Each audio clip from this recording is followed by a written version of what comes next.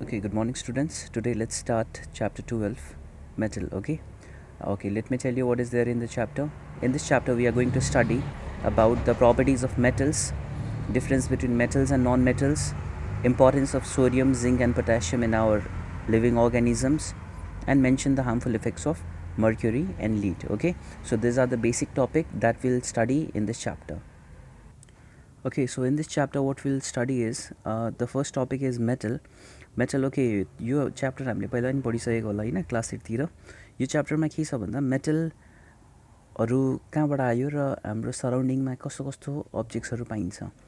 हाम्रो सराउन्डिङमा पाउने अब्जेक्ट्सहरू थुप्रै हुन्छ, जस्तो त्यो सबैमा भेरियस सच मेटेरियल्समा के पर्यो, plastic, wood, glass etcetera, they all are some type of objects. Out of this objects we have those elements which are divided into metals, metalloids and non-metals. Okay, metals को property कस्तो छ, non-metals को कस्तो छ र metalloids को कस्तो छ, त्यो सबै हामीले के देख्न सक्छौं, हामीले डिस्टिङ्ग्विश गरेर यसलाई पढ्न सक्छौं। ओके, यो टपिक भन्दा यो टपिकलाई नै अलिकति मिलाएर अर्को बुकमा लेखेको छ। Let me show you that and explain from that book now. Okay, let's see. Okay, see, this is also chapter 12, metals. Okay, so here is given bit properly. So what is there, let me tell you from this book also. Both are same. Okay, you do not have to worry regarding the topic. I'll just explain you. If there is any doubt you may ask. Okay, let's see now. So as I have told you, the objects are divided into metals, non-metals and metalloids. You can see here. Okay, highlighted also. Metals, non-metals and metalloids. Among these 114 elements, more than 80% are metals and rest of them are non-metals. Okay, यहाँ देखो छ 114 वटा एलिमेन्ट्समा 80% भन्दा धेरै चाहिँ के छ, metals छ, rest are non-metals and very few are metalloids. Most of the metals are occurring in the form of scum, where very few like gold, silver, platinum etc are present in free form. अब यो scum भनेको चाहिँ के हो भन्दै बेलामा यो चाहिँ कम्बाइन्ड स्टेटमा पाइन्छ, ओर्सहरू जस्तो पाइन्छ। ओके, यो डाइरेक्टली हामीले फ्री स्टेटमा पाइँदैन, यिनीहरूलाई चाहिँ एक्सट्र्याक्सन गरेर निकाल्नुपर्छ, थुप्रै प्रोसेस हुन्छ, त्यसपछि मात्र यसलाई एक्सट्र्याक्ट गर्न सकिन्छ मेटल्सहरूलाई। अब फलामहरू निकाल्नु पऱ्यो भने फलामको ओरहरू हुन्छ, त्यो ओरलाई फुटाएर होइन त्यसलाई एक्सट्र्याक्सन गरेर थुप्रै प्रोसेसबाट गएर फाइनली त्यहाँबाट के गर्न सकिन्छ, हामीले मेटलहरू निकाल्न सकिन्छ। तर गोल्ड, सिल्भर, प्ल्याटिनम यो सबै चाहिँ के छ, यो सबै फ्री फर्ममा पाइन्छ। फ्री फर्ममा पाएको कारणले यसलाई सजिलै हामीले के गर्न सक्छौँ, त्यो एक्सट्र्याक्सन, यसको प्रोसेस भेरी इजी हुन्छ। ओके, अब हामी टपिकमा जाउँ, मेटल्स। यहाँ देखिराख्नु भएको छ होला मेटल्स। सो डेफिनेसन छ, you can write also this topic. Okay, as not properly given in our book, so better to make notes of this chapter. Okay, I'll just show you, you can make the notes. Okay, so हेरौँ के दिएको छ, metals are the element which are electropositive in nature, malleable, ductile and good conductors of heat and electricity. भनेको metals के रहेछ, metals are element which are electropositive in nature, malleable, ductile and good conductor of heat and electricity. यसमा के भन्यो भन्दा electropositive किन, मेटल्सहरूले जहिले पनि आफ्नो आयन्स र आफ्नो इलेक्ट्रोन्सहरूलाई दिन्छ, दिने बेलामा आफू पोजिटिभ भएर बस्छ, त्यही भएर they are electropositive in nature. Malleable र डक्टाइल भनेको they can be broken into thin sheets and drawn into wires, वायरमा पनि ड्र गर्न सकिन्छ र सानसानो पातुलो सिटमा पनि ब्रेक गर्न सकिन्छ। And are good conductors of heat and electricity. Okay, त्यही भएर यसलाई के भनिन्छ, यो मेटल्स आर दोज एलिमेन्ट्स। यसको इक्जाम्पल्सहरू दिएको छ, lithium, sodium, potassium, magnesium. Okay, यो सबै हेर्दा हुन्छ, gold, silver, mercury etcetera are some of the examples of metals. अब यसको प्रपर्टिजतिर जाउँ। Okay, moving on to the characteristics of metals, what we have is number one is physical characteristics. Physically भनेपछि हेर्दा कस्तो देख्छ, metals are electropositive in nature, that is they lose electron. मैले अघि भने जस्तै पोजिटिभ भनेको आफ्नोबाट इलेक्ट्रोन दिँदो रहेछ। नम्बर टूमा metals are generally malleable. Malleable भनेको they can be beaten into thin sheets, होइन, एल्युमिनियम सिट्सहरू देख्नु भएको छ पातुलो, सो त्यो मेटललाई के गर्न सकिन्छ, कुटेर थिन सिट्स बनाउन सकिन्छ।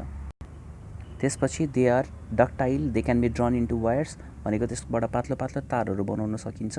र metals in pure state possess lustre भनेको तिनीहरू साइनिङ टाइपको अब्जेक्ट्सहरू हुन्छ।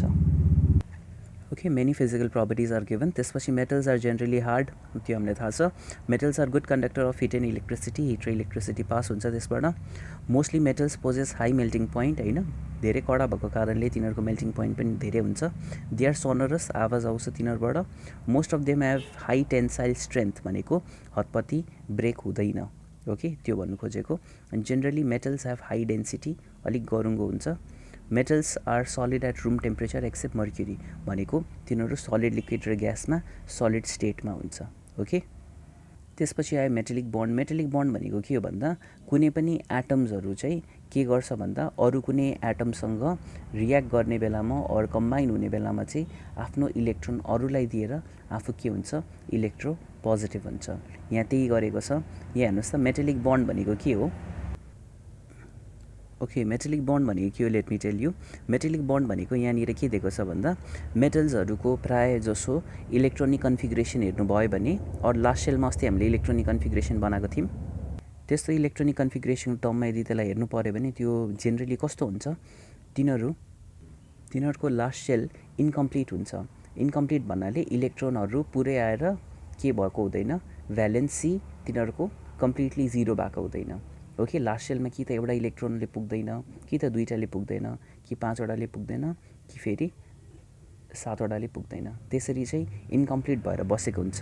र तिनीहरू के गर्छ, तिनीहरू अरूसँग बन्ड गर्नु खोज्छ. बन्ड गर्ने बेलामा तिनीहरू एउटा सेलदेखि अर्को सेलतिर जम्प गर्छ. ओके, अक्टेटमा आउनका लागि उनीहरू एउटा सेलदेखि अर्को सेलमा जम्प गर्छ टु गेट एनर्जी.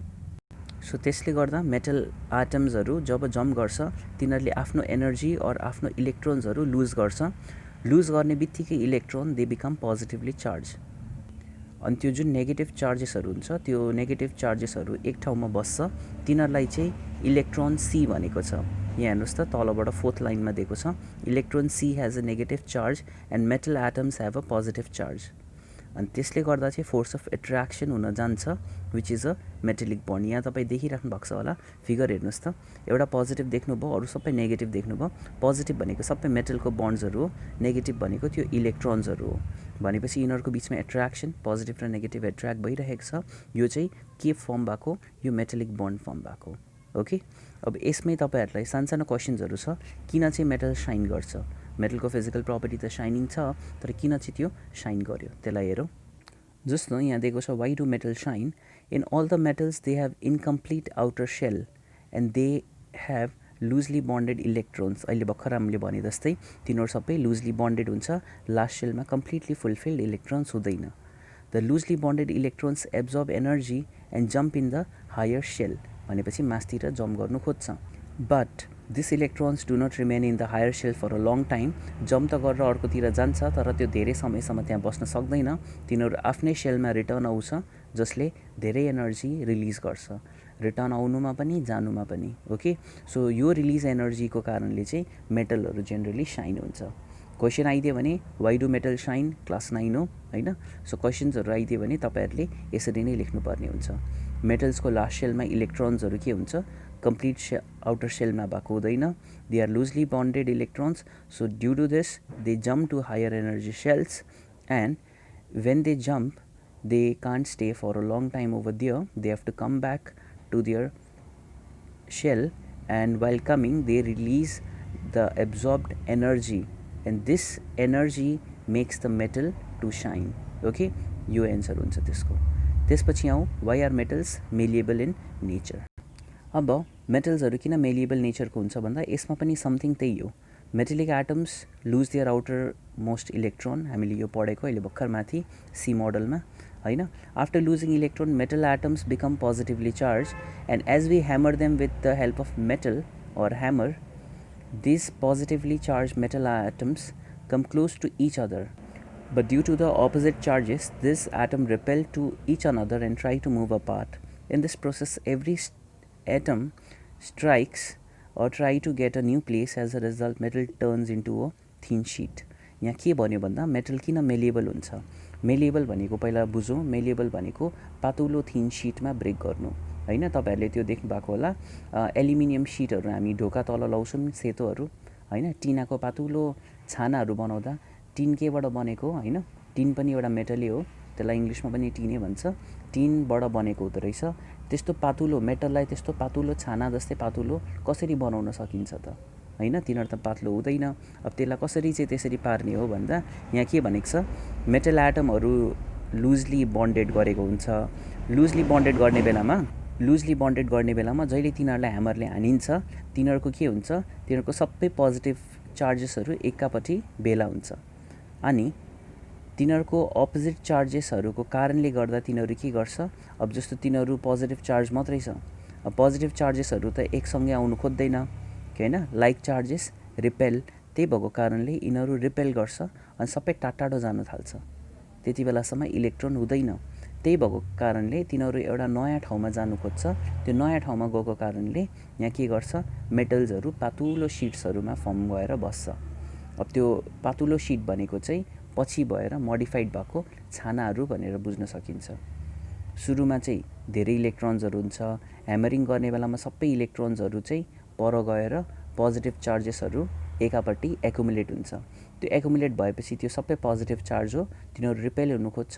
रिपेल हुने बेलामा तिनीहरू एकापट्टि गएर बस्छ। तिनीहरूलाई चाहिँ के भनेको छ, they try to get a new place and then metal turns into a thin sheet. Okay, यो त्यो छ। अनि same case for metal is ductile in nature, यो पनि त्यस्तै हो। Since we stretch metal, positive charge metals atom along with the required amount of electrons from the electron sea also move, भनेपछि त्यो आफ्नो इलेक्ट्रोन सी मोडलमा जसरी तिनीहरू बसेको हुन्छ तिनीहरूलाई पनि त्यही ह्यामरिङ अथवा हामीले तार बनाउनु खोज्यो भने त्यो पनि एकातिर गएर बस्छ।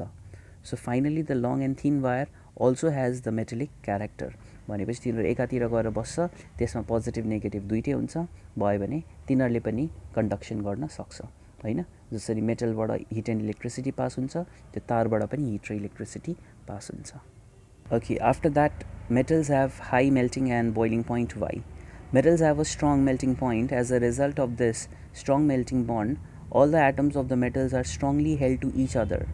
And to break this metallic bond, a large amount of energy is required. Thus, metal have a high melting and boiling point. भनेपछि यहाँ के दिएको छ, स्ट्रङ मेटलिक बन्ड हुन्छ र त्यसलाई ब्रेक गर्नका लागि चाहिँ धेरै अमाउन्ट अफ एनर्जी चाहिन्छ।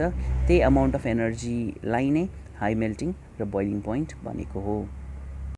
ओके, यति पोर्सन गऱ्यौँ भने हामी आफ्नो बुकको कति सक्यो पोर्सन त्यो पनि हेर्दै गरौँ। हामीले के गऱ्यौँ भन्दा स्टार्टिङ च्याप्टरबाट मेटल्स कम्प्लिट गऱ्यौँ। मेटल्सको तल आएर हेर्नुहोस् त फिजिकल प्रपर्टिजहरू दिएको छ। फिजिकल प्रपर्टिजहरू पनि हामीले हेऱ्यौँ। हामीले यो जेनरल प्रपर्टिज अफ मेटल्स र नन मेटल्स भन्दा मेटल्सको कुरा गऱ्यौँ। फेरि त्यसपछि तल आएर हेर्नुहोस् त त्यसको स्टेटको बारेमा, त्यो कतिको हार्ड छ भनेर, त्यसको ब्रिटलनेसको बारेमा यो पनि कुरा गऱ्यौँ।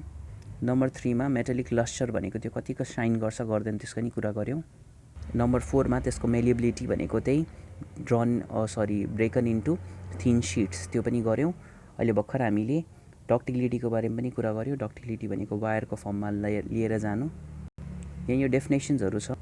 ओके, यो डेफिनेसन्सहरू which are malleable, which are called malleability, यो अन्डरलाइन गर्नु होला तपाईँले। ओके, यता माथि हेर्नुहोस् त डक्टिलिटी र डक्टाइल भनेर दिएको छ कन्डक्टिभिटीको माथि, त्यहाँ पनि तपाईँहरूले अन्डरलाइन गर्दा हुन्छ।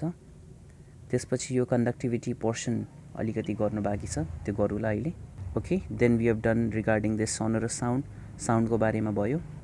मेल्टिङ र boiling point of metals, that also we have done. अनि त्यसमै पढ्दै यहाँ तल हेर्नुहोस् त एलोय भन्ने एउटा टपिक दिएको छ, त्यो गरौँला अहिले। यहाँ electron sea model of metals भनेर दियो। यही टपिककै अकर्डिङली नै मेटल्सहरूलाई हामीले के गर्नु परेको छ, यही अकर्डिङली नै हामीले के गर्नु परेको छ, हामीले यिनीहरूलाई क्लासिफाई गर्नु परेको छ। ओके, इलेक्ट्रोन सी मोडल भनेको यही छ। एकचोटि फेरि यसलाई कन्टिन्यू राम्ररी हेर्नुहोस् ल, तपाईँहरूले अझै बुझ्नुहुन्छ।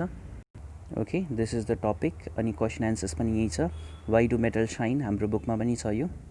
Why are metals malleable and ductile, and how can metals conduct heat and electricity, यो सबै क्वेसन एन्सर्सहरू त्यहाँ र यहाँ लगभग उस्तै हो। त्यहाँ अलिक छोटोमा दिएको थियो कि होइन, तपाईँहरूले पढेर जुनबाट लेखे पनि हुन्छ, यसमा फरक केही पर्दैन, आफ्नै हिसाबले मिलाएर लेख्दा हुन्छ। अब हामी जाउँ केमिकल प्रपर्टिज अफ मेटल, हामीले यहाँसम्म सकिसक्यौँ है। ओके।